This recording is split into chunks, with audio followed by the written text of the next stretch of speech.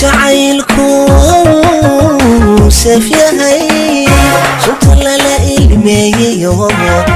zituna barbeerkiyo. السلام عليكم ورحمة الله تعالى وبركاته.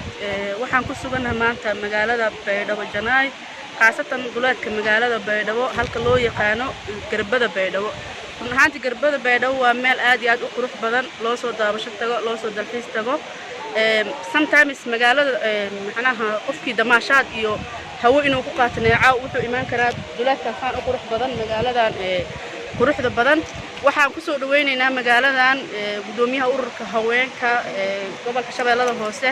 Marin Wiilo mataanteeda ku soo dhawo magaalada Baydhabo. waxaan kale oo ku soo dhaweynaynaa oo nala joogto mataanteeda reer Muqdisho Zamzam Kuulo Maxamed ma sha Allah asxaabtan waa labada gabdhood kaliya ifka saaxiib aan kala ahay ku soo dhawaada magaalada Baydhabo Zamzam. waxaan maanta ku suganahay magaalada Baydhabo waa meel aad u qurux badan oo waliba waxaan ku sii suganahay Garbada meel la yiraahdo waa meel aad iyo aad u qurux badan. ما شاء الله هذا أبو فرحسنا هاي أنا يولاش سمسم وزير شمسنا هذا وما سنت هاي سيد قروح بدن مقالة مرو بينه وسوق إنه جوكتو طبعا أمباشتور كان وبدو نجوايا أنا نوق فرحسنا هاي ما أنتوا هنجينا جودا أو أهملها هلو صدر يستوى مقالة بيدو وقروح بدن إيوه مدحتويدي هراء بحالي لا إيشة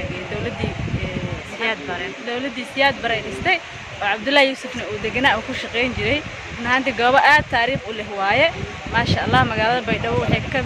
متها مقالوين كوكم همسين ودقنا